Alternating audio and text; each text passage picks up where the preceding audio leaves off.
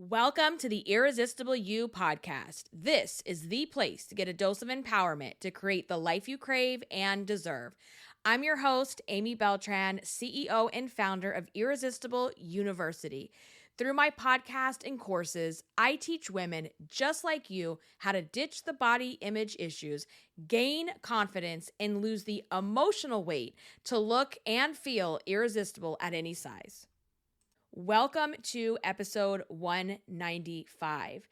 In today's episode, I am going to be sharing with you some of my recent experiences, travel experiences. I recently went to a conference and Disney World with my daughter, and so I'm going to be sharing with you some of the experiences that I have encountered in this trip, but also in the past, being overweight, plus size, fat, curvy, thick, insert your adjective of choice, okay? But you get my drift and you know where I'm going with this. So we're going to be talking about that, some of my aha moments, and some tips for you when you decide to travel or if you have a trip coming up that you can take with you as well. All right, so last month in September, I went to a conference called Touched by Type 1. It's a conference for anyone who has been touched by type 1 diabetes. I took my daughter, who was 6. She actually just turned 7 a few days ago. So she was 6 at the time, and it's a trip that just her and I went on. We did the same thing last year for the first time. It was such a good experience. It's a great bonding moment for her and I. And the reason we have started doing this, it's kind of becoming like a little tradition, is that I wanted Catalina to be exposed to other people, especially other kids that are living with type 1 diabetes, just like her. She was diagnosed in 2021 at 4 years old. And so I find it's very important for her to see people that are just like her, right?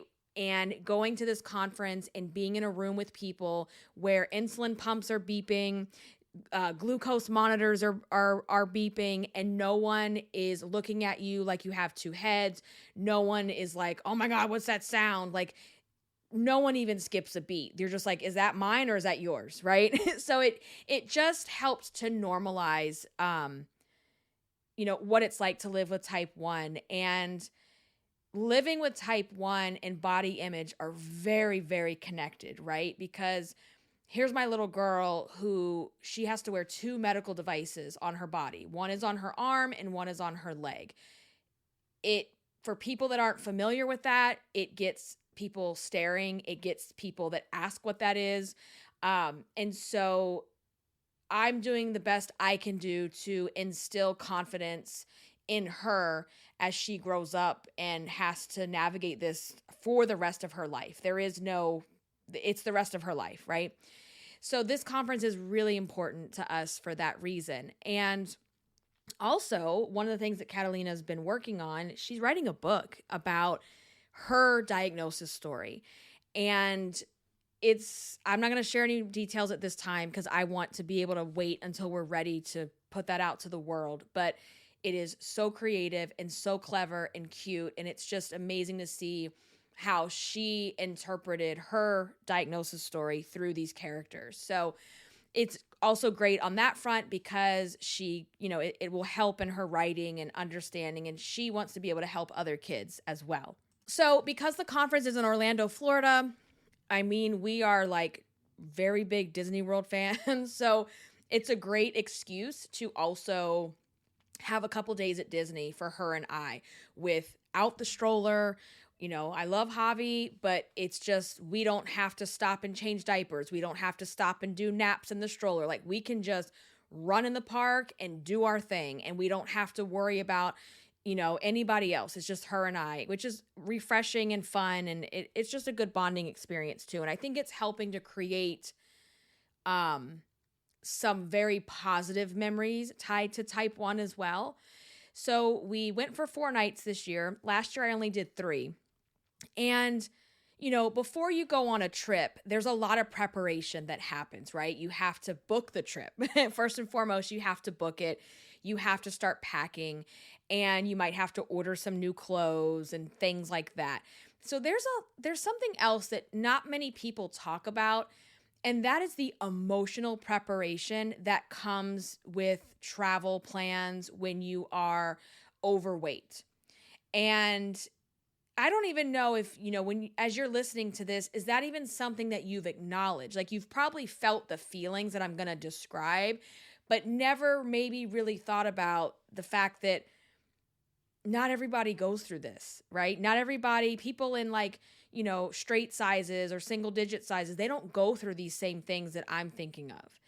And so let's just, back it up all the way to the planning stage, right? Like, how many times when you've got this trip that you just booked or you're talking about booking it, that all of a sudden it triggers the weight loss, I gotta go, the diet response, right? It triggers the diet response of, oh my God, I've got a trip in 3 months and I really got to try to lose 20 pounds to go on this trip. I think from the very beginning, it can be very triggering that we feel that we have to be a certain size, we have to weigh a certain number before we are worthy of stepping on the airplane or getting in the car to take this vacation or this trip. Okay. So that emotional prep. So think about that. How many times have you gone into absolute panic mode because of this trip coming up? Right. And so you do one of two things. You go on the diet, which can be very unhealthy in itself, or you don't, or you go on a weight loss journey, right? Which can be very healthy when you do it the right way.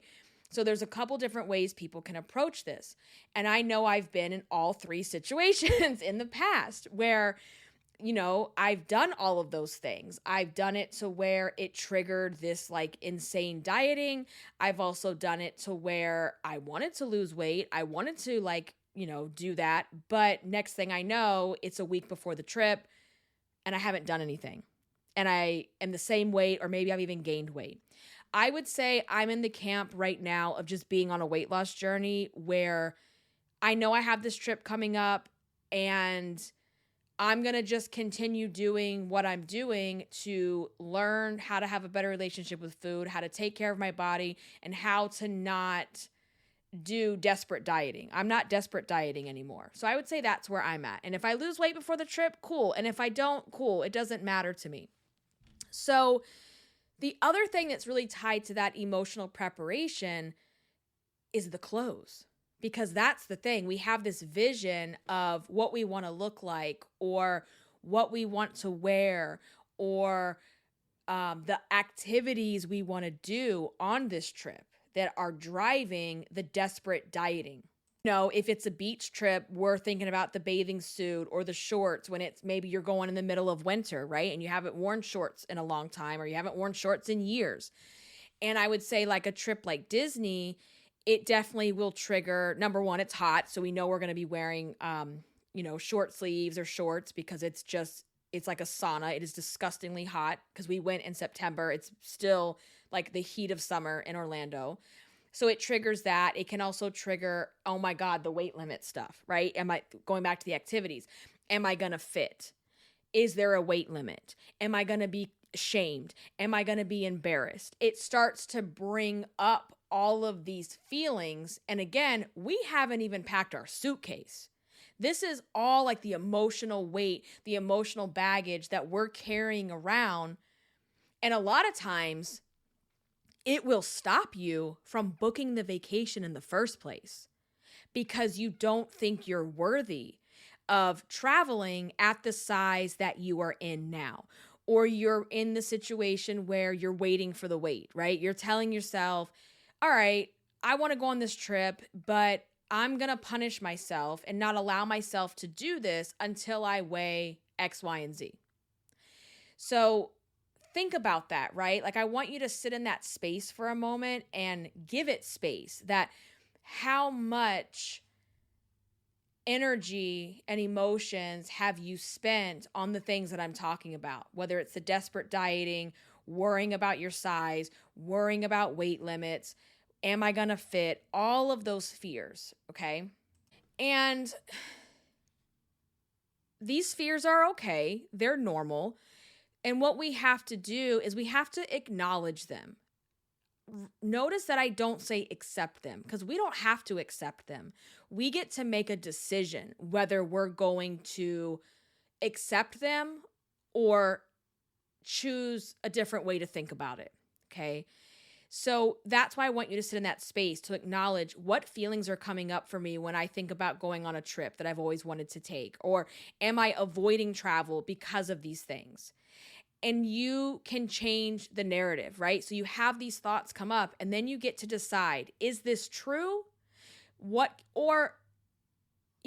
use something that could very well be true, right? Certain things are going to have a weight limit. Let's say horseback riding or something. Okay. I'm afraid that I'm going to be too heavy to ride a horse. Okay. So, number one, do I have the facts to back that up? So, going on the website of where this is going to take place and finding out the facts. And then it's like, okay, you are or you aren't. So if you are too heavy, okay, is there another alternative? Is there somewhere else that maybe has a higher weight limit?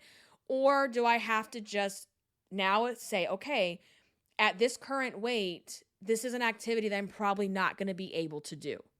And then you have to get down to doing the work on your thoughts and beliefs about that. Okay. And I really caution everybody to not go into desperate dieting mode, because that is not going to solve the problem long term. We know that. What we have to start doing is working on our thoughts and feelings while we go through that transition of losing weight. Okay. So that's the emotional side of preparing for this trip. And, I have been very different sizes from where I'm at now. I've been much, much bigger, and I've been much smaller. And even though I know, even at the size that I'm at right now, so right now I'm like right around like 225, I'm 5'3", I'm like a size 14, 16, depending on the fit of the clothes, right? I know that I fit in the airplane. I know that I don't have a problem with the seatbelt. I have in the past been like right at the border where that thing just barely buckled, okay? And so there was no extra, like, you know how you put your seatbelt on the plane and then you pull the strap? There was no extra to pull. It's just that baby's hanging on for dear life. And where I'm at now, I'm not where I want to be, but I'm also not where I was. And I do not ever take it for granted. When I pull that little seatbelt and it's got the long rope, I'm like, yes, girl, we are proud of this. Okay. And I think I even took a picture. I'll have to put on Instagram. On my flight, I took a picture of the extra seatbelt because if you've been there, if you know, you know. And if you've been there, girl, I get it. I've also had those moments where I cross my legs in the airplane seat. I'm like, this is a moment. These are those non-scale victories, right? Having the extra seatbelt, being able to cross your legs, being able to sit comfortably. I have been on both sides, right? And I want to just say another tip is, please take up the space that you need to take up. Stop being afraid to take up space in the world. Okay. I know in the past, being larger or even the size I am now, when there's a smaller person sitting next to me, it's almost like I can remember being at the window of the airplane and scooting myself as far into the window in the wall as I possibly could, so that I didn't impose on the passenger sitting next to me, or moving my arm, or trying to make myself smaller than I am, so that my, big hips aren't spilling into the seat, or I'm not bumping into them. We're ashamed to take up the space. And when you try to physically make yourself smaller, it's not doing anything. Girl, it's not doing anything, okay? We can see you. We can see your size. We know what your body looks like. You are not helping or doing anybody a favor. Get in that seat and take up the space that you need to take up. You are entitled to take space in the world.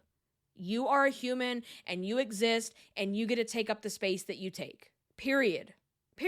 Okay? So, That's like a big thing though. Or when you go down the aisle and you're like, I can remember like hips like bumping into like big old ass bumping into people and stuff. Like, it just, these are things that are, if you're having those fears ahead of time, you have to do the emotional thought work to process through it. Okay. Period. You just have to do that. And I will also say that travel helps in your body image journey. It helps get you out of your comfort zone. It helps push you to do things that maybe you thought you couldn't do, especially when you're on a weight loss journey. We have this thing where, when you've been a bigger size in the past and you're losing weight, it's really hard to connect the new body size to your brain, right? Or someone takes a picture of you and you're just expecting to look huge like you have before. And you look at the picture and you're like, oh, okay. Like, that's me. Okay. Like, right. Or you get in the airplane seat and you're like, oh, like, what was I worried about? Right. Because when you've been large and had those things that I just described, that's a form of trauma. That is traumatizing. It is dehumanizing. It is humiliating. And that stuff stays with you. Even as your body gets smaller, it takes time. And that's why we have to do the emotional weight loss, right? We have to lose the emotional weight so that our brain catches up to the physical changes. And so another thing to help in advance when you're, preparing for a trip, right? So our plan was to stay at Disney. We went to the Art of Animation Resort because Catalina loves, and I do too, loves the Little Mermaid room. And so we stayed there again. And, we had planned to do Mickey's Not So Scary Halloween party. Like we did that last year. So like, it's just becoming like a tradition. And because we've done Disney before this was her third time. And because we've done it before, I thought, wow, like maybe now she's older, she's taller. Maybe we should go try like Harry Potter over in Universal Studios, because I haven't been to Universal Studios since like the early 2000s. I have not seen the Wizarding World. I'm not a huge like Harry Potter person, although my kids have started to get into it. So I was like, well, maybe that would be cool. Like we could go over there and try that.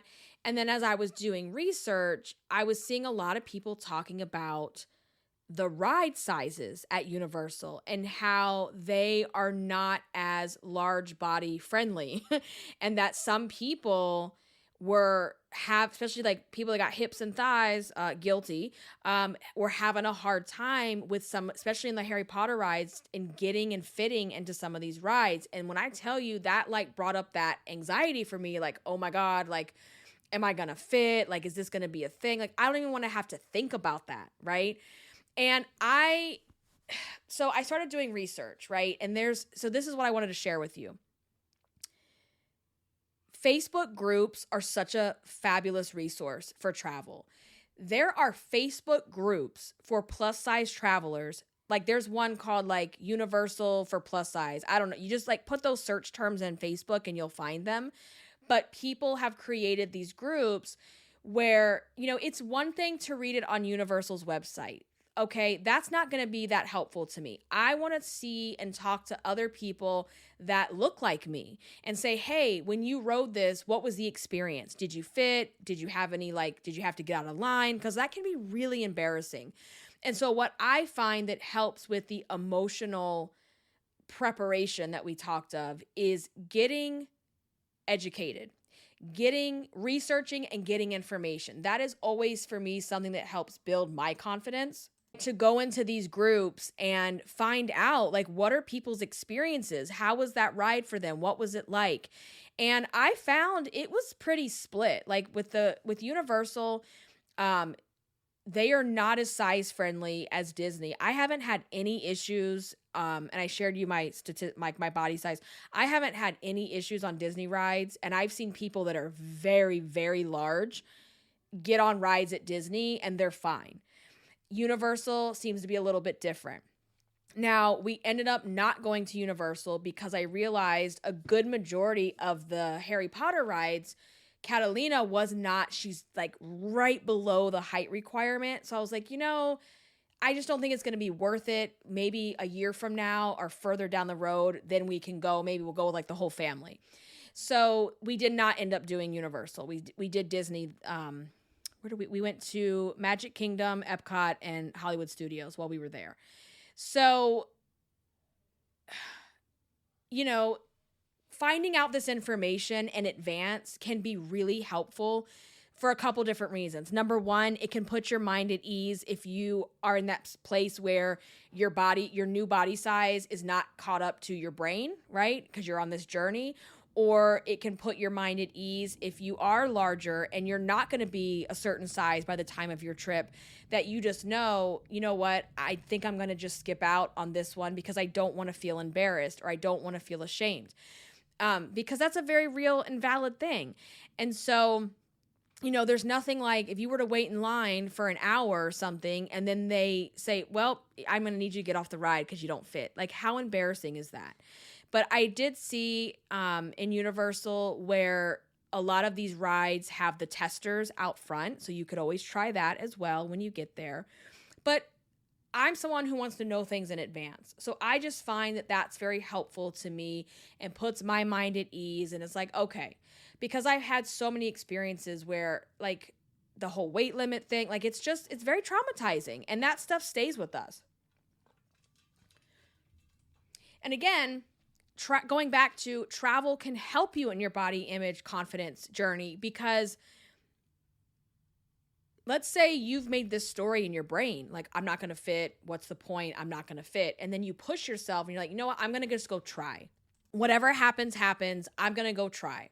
And you get on the ride and you're like, oh, okay. Well, I don't know what I was worried about. And it starts to build up that confidence in yourself that, all the years of being overweight or dealing with the inner fat bitch discussions going on in your brain convinced you otherwise, that you weren't going to be able to do these things, right? And so that's the thing. You prepare, you research, and you do your thought work ahead of time to deal with the emotional preparation that you are going through by traveling. So, I think also travel, what I love about travel, I love to experience new things. I love experiences.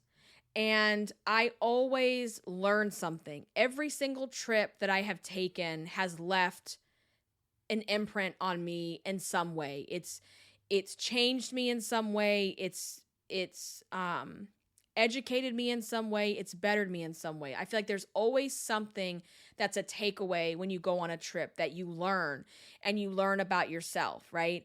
And one of the things I learned on this trip, so we went to the Type 1 conference, right? And there are people there from all stages of diabetes. I met a lovely family last year. Their child had just been diagnosed like literally a couple of days. They had just gotten home from the hospital like a couple days before this conference. And it's like, man, like that rawness, that I know exactly where they are. Like, I know the feeling. I've been there and I know what that feels like. To people that have been living with diabetes for 30, 40 years, right? So there's people from all stages of diagnosis and beyond. So one of the things I realized is that, so I am now, Kat was diagnosed June 2021. So we're a little over 2 years into this.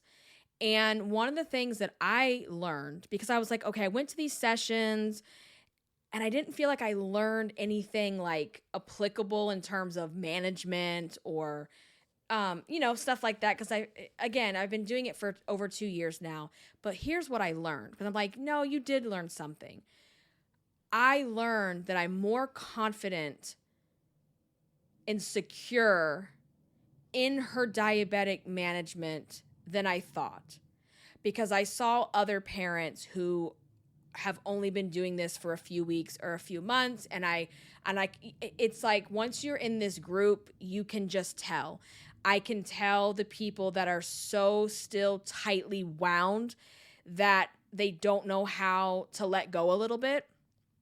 And I realized that I'm not a spaz. I'm not as, like, I'm much more confident in the management of T1D than I realized. And I've realized that it has become second nature to me in a way, right? We still have moments where it's like, oh my God, like the other day, her blood sugar's 45, 2 arrows pointing straight down. That's terrifying, okay?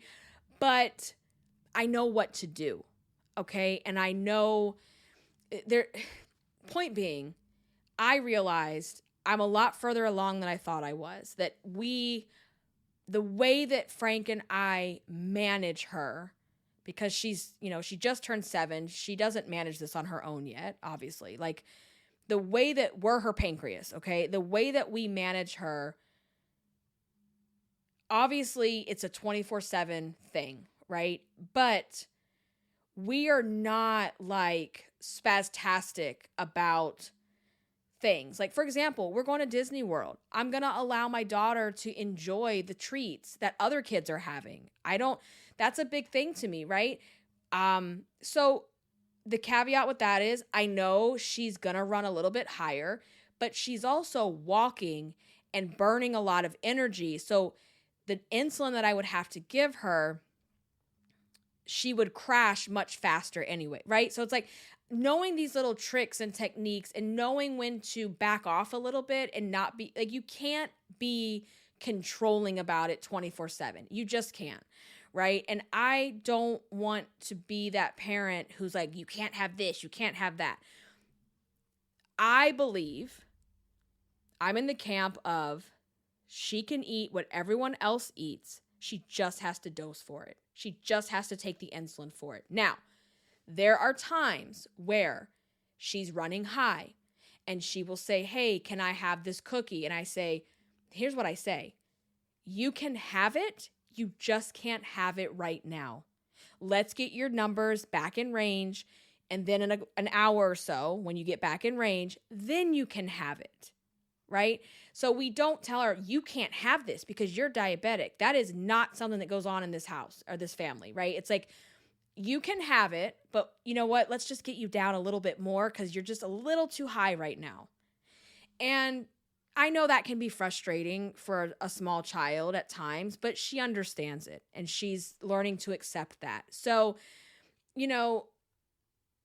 we very much believe, and there's a book that's actually called this, it's called Child First, Diabetes Second, right? And I will ask myself at times where sometimes I think, well, I don't want her to go to that, or I don't want her to do this because I'm worried about blood sugar. And I will say, nope, Amy, if she wasn't diabetic, would it be yes? And I'll go, yeah, of course it would be yes. I'm like, then it's a yes. Figure it out. Right? Like, if it's a yes, if it was a yes for Javi or it was a yes for Kat 2 years ago, then you need to figure out what you can do on your end to make this work. Okay? And that's what we do.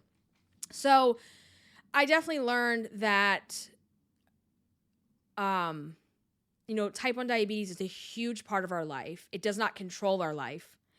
And that we have got it to a place where, it is second nature at times. And it still has its frustrating, terrifying moments too. But we've come a long way.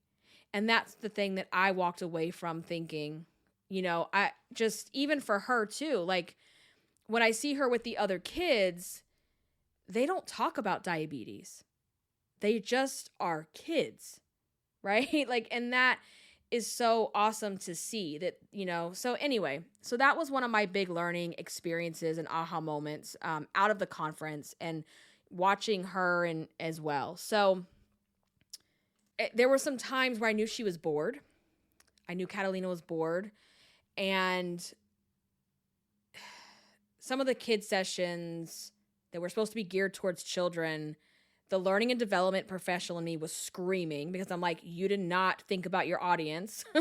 You did not think about your audience. You were talking to adults, and this is supposed to be a room full of kids. So there were some moments where she was like squirming in her seat, writing on her hand. I'm like, oh my God, is she even getting anything out of this? Like, this is the whole point of this trip. The point is to come to this conference, and the bonus is to go to Disney for a couple nights because we're already here, right? And I'm thinking, oh my God, is she getting anything? And so we got home to the room, and I said, all right, so tell me one thing, one takeaway today that you learned from the conference. And she said, I learned diabetes doesn't matter. And I said, can you explain that? What do you mean by that? She said, it means it doesn't matter. It's not going to stop me from doing what I want to do in my life.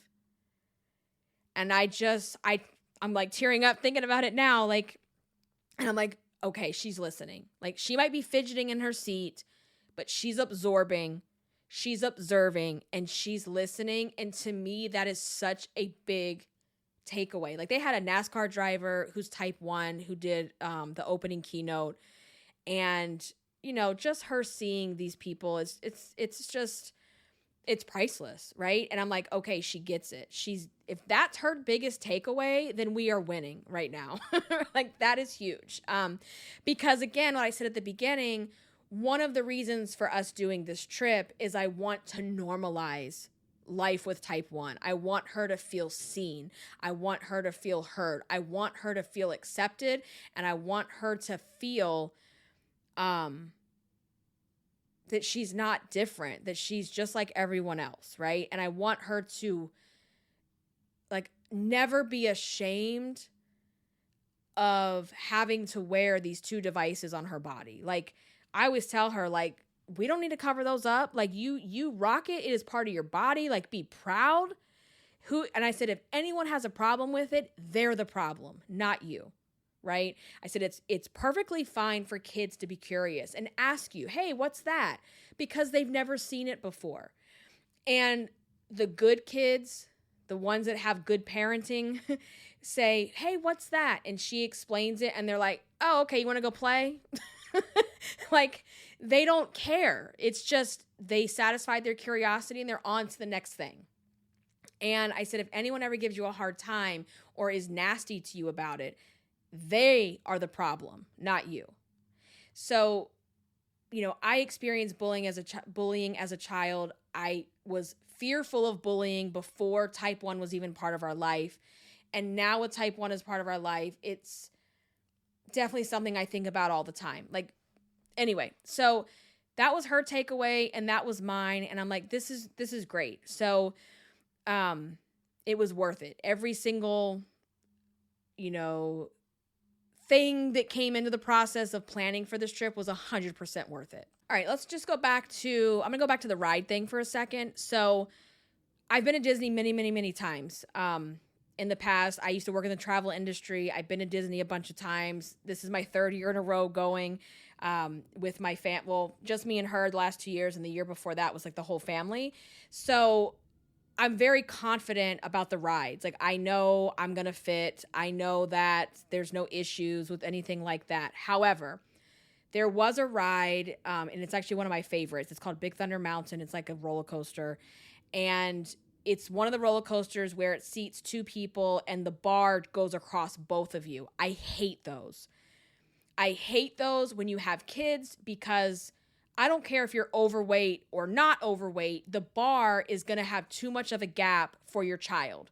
So we were on Big Thunder Mountain, pulled the bar down, and on one of the little dips going down, Catalina starts sliding. And I was a little scared for a second, because she starts to slide, because she's tiny. She starts to slide down, right? I knew there was no way she could actually come out, but it was a little nerve-wracking, to say the least. And so I could have created a whole story. Oh, you're so fat. Your daughter could have fallen out of this roller coaster. It's because your big old stomach. It's all your fault. And it's like, no, let's get the facts. And what I just said, right, is that even if you are straight size and you're riding with a 6-year-old, the bar is going to have a big gap. Okay. It might have a little bit of a bigger gap because of me, but let's just that's when you have to take that thought and go, no, we're being irrational here, okay? And you're confronting that fear, because I could really spiral into that inner fat bitch talk that I was just going into, right? And we're not doing that, because it's pointless, right? There's no point in that. When I noticed it was happening, because I was going to film us on the ride, and so I put my phone down. It's on a chain, don't worry. I put my phone down, and I put my arm, like I helped pull her back up in the seat, and I kept my arm like around her body for the rest of the ride, because I saw she was a little scared too. And then we just went on about our day. And so, you're going to have those moments where maybe something like that happens. I've also been in the boat where you have the one bar and you got the skinny friend and you're the bigger friend. And now the skinny friend has like this big gap, right? Like, yes, like it can be a little embarrassing, but it is what it is. So, do what you need to do ahead of time to do the thought work, to plan, to research, to ask questions. And you can reach out to me too. Like I always love answering questions like that. So if you want to reach out to me, you can do this. You can do that as well over on Instagram. So again, all of this is going to teach you things about yourself.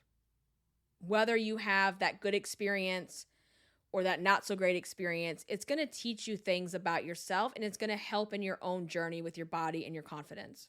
All right, so back to some other tips here. So we talked about the Facebook groups, joining some plus size travel Facebook groups and communities to get insights, ask questions. Again, you can reach out to me as well. The other thing too is wardrobe and clothing. Like, finding choices of clothing that are going to make you feel comfortable and confident on your trip.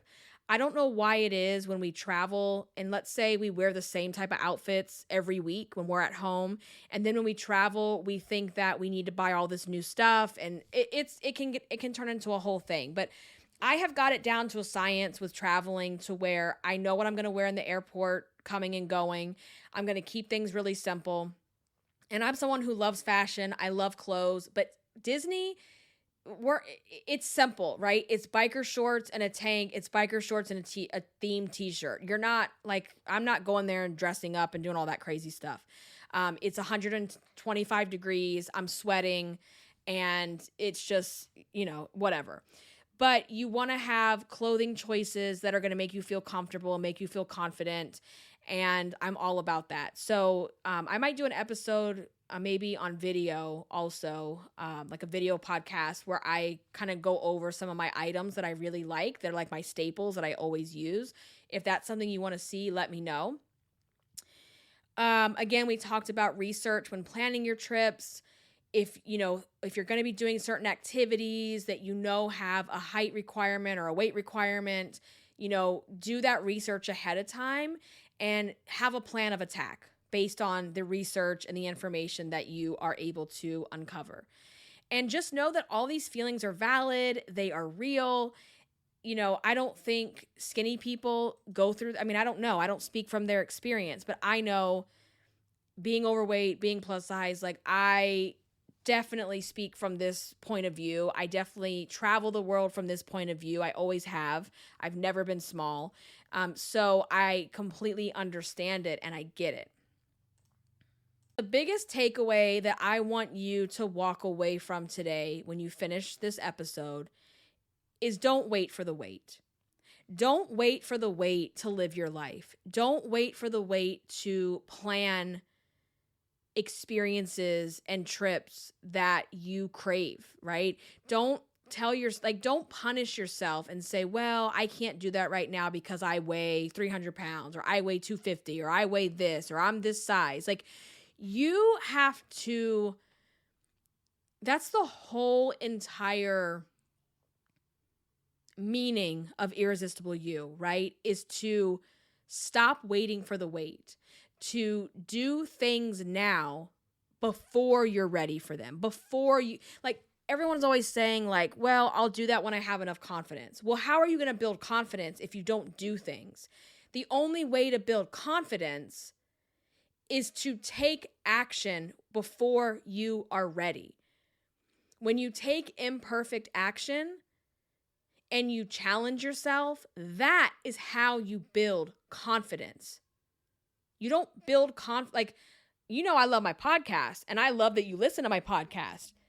But just listening to my podcast isn't going to build confidence in yourself. It might be the thing that triggers you to start working on yourself. It might be the thing that inspires you to start working on yourself.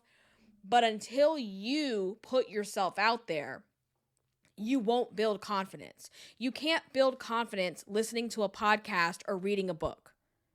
You have to take that podcast, take that book, take the things that you're learning, and then go out into the real world and apply them. That's how you build confidence. You take the vacation before you're at your goal weight. You put the bathing suit on before you're at your goal weight. You get on the roller coaster before you're at your goal weight. You do the things you've always wanted to do before you get to your goal weight. Because what if your goal weight never comes? What if it never comes for a variety of reasons? And then you wake up one day, 10, 20 plus years have gone by, that you've been putting your life on hold, all because of some pounds. Is that really going to be worth it to you? And I find that when you put yourself out there to do things imperfectly so that you can build your confidence, it then creates a domino effect to build more confidence in yourself, to take better care of yourself, which means you start treating yourself better, you start eating better, you start moving more, and that leads to long-lasting weight loss. While at the same time, learning how to love yourself down the scale, learning how to love yourself at your highest weight, your middle weight, and your lowest weight. Because if you can't learn to love yourself at your highest weight, it's not going to show up at the front door. It's not going to show up in an Amazon Prime package on your front door like, hey, bitch, you weigh 120 pounds now. Guess what? Here's your confidence. 2-day shipping. Like, that's not happening, okay? So you have to learn how to love yourself down the scale at your highest weight. You better stop beating yourself up and talking shit to your fat pictures. All of that needs to stop. How many times you look at your before pictures or your highest weight picture? Oh, that fat bitch, look at me. I'm so disgusting. I can't believe I let myself go, and on and on and on and on. How about you have some compassion? How about you have some respect? How about you have some grace, some compassion for that person that you were and what you were going through at the time? Because chances are when you're at your highest weight, you probably weren't going through the best circumstances in life. I guarantee you probably were not. So how about some compassion? How about you stop bullying your old self, your bigger self? And that goes if you're still your highest weight. You better stop doing that stuff.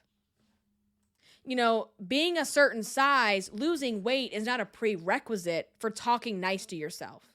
You can talk nice to yourself. You can think good things about yourself. You can be confident in yourself no matter what size you are at.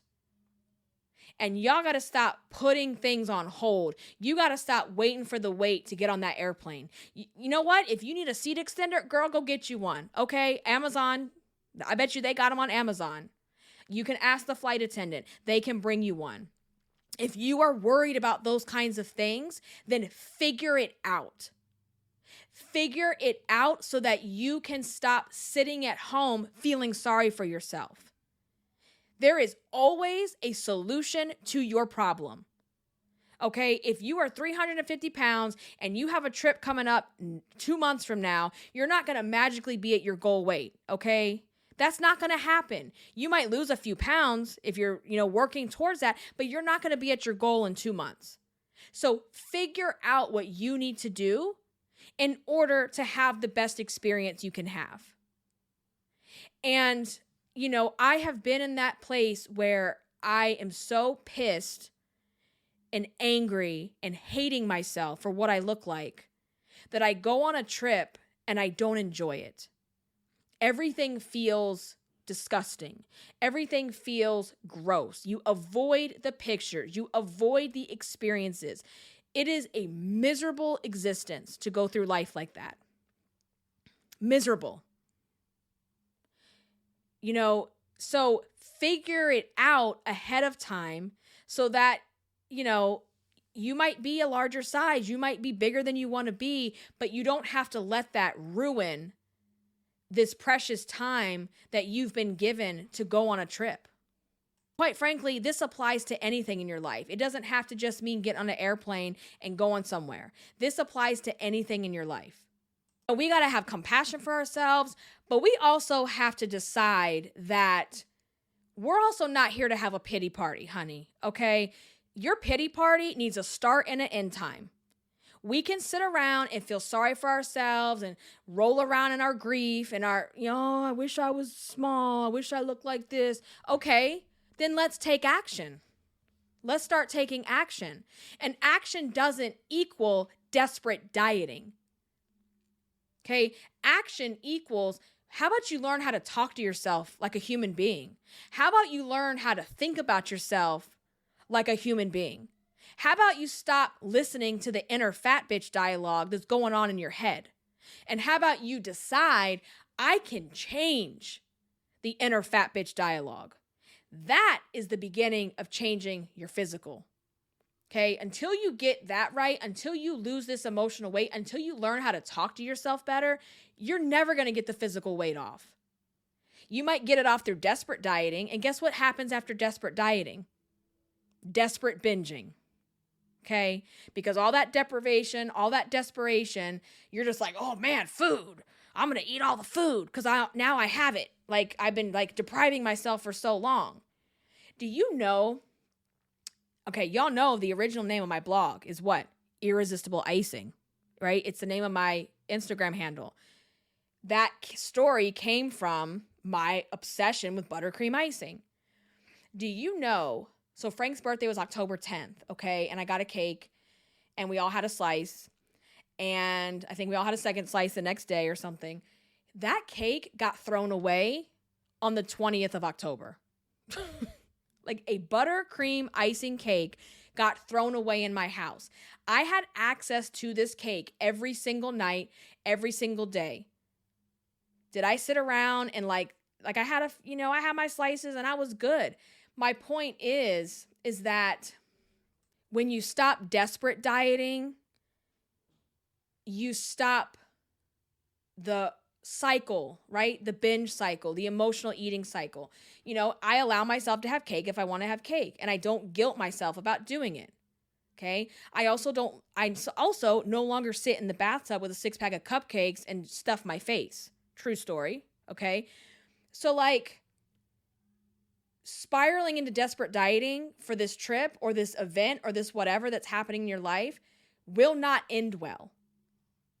And then you get that anxiety, oh, this trip, I got to lose the weight in a certain time frame. And it's like, no, you don't. No, you don't. Like, what if you just decided to start working on yourself? And as a result, as a side effect, the weight starts to come off. Because you're learning how to talk to yourself. You're learning how to not use food as a therapist, as a coping mechanism. You're not using food as a BFF. Okay, so there's a lot of layers to this journey, as you know, a lot. And no matter where you are in this journey, it all boils back down to your thoughts, your feelings, and your actions, right? Your thoughts turn into feelings. Your feelings drive your actions, right? If I'm thinking, oh, I'm such a fat bitch, I'm so disgusting, I should lose weight. Well, now I feel anxious, depressed, angry, right? And so those actions are going to do one of two things. Number one, it's going to cause me to go desperate diet. Number two, it's going to cause me to binge, because what's the point anyway? What's the point? What's the point? You said it yourself. You're a disgusting fat bitch. So I might as well go binge. Might as well go eat half this birthday cake that's just sitting here. Just because. And eat it until I want to vomit. Let's do it. It's going to cause one of those two things. But if you can start with the thought and you change the thought, like, yes, I'm fat. I am not where I want to be. I want to lose weight because I want to look and feel better. My body is not where I want it. But this is where I am today. Meet yourself where you are. This is where I am today. And I am doing what I can do to work my way back down the scale and love myself at the same time. That is not acceptance, that's acknowledgement. Because a lot of people think, well, if I love myself at my high weight, then that means I'm going to just accept that it's okay to be fat. Okay, for some people, it is okay to be fat. They want to be that way. That's fine. You don't have to lose weight. That is a personal decision. But then ask yourself why you want that decision or why you don't want that decision, right? But that's a personal decision. But if that's a decision you've made that I do want to lose weight, well, okay, like we don't have to wait for the weight. We don't have to wait until we're a certain size. We need to do the work now on the thoughts and the feelings because that is going to ultimately drive our action. Right? You feel me? So, okay, rant over. Rant over. Y'all know once I start.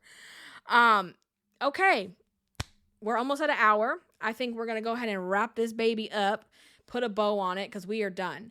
So, again, stop waiting for the wait. Girl, book that trip. Okay, book the trip. I don't care. Like, stop making excuses. Go book the trip. Do it. Do it. All right. This is going to be all for today, guys. If you love Irresistible You, the podcast, any episode, if you like this episode, if it has helped you in any way in your life, please go to Apple Podcasts and leave a rating and review. That helps other people find the podcast because algorithms. Yeah, I know. All right. Again, you can also connect with me over on Instagram at Irresistible Icing. I will catch you guys in the next episode. Until then, stay irresistible. Bye, guys.